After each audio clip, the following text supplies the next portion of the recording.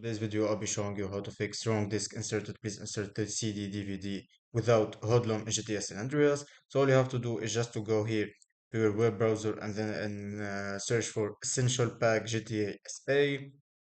Enter the first website, scroll down till you find download, click on download. Just wait for this 4 or 3 2 seconds.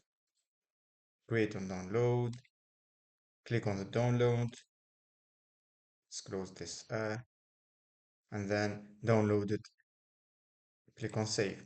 After that, all you have to do is just to extract the files that you have downloaded, copy them, and then enter your program files.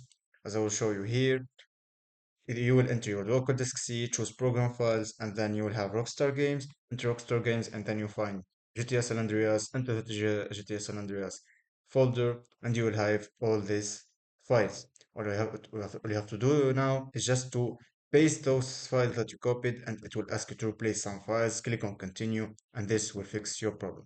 So that's all. If you like this video, please don't forget to subscribe, hit the like button for more tutorials.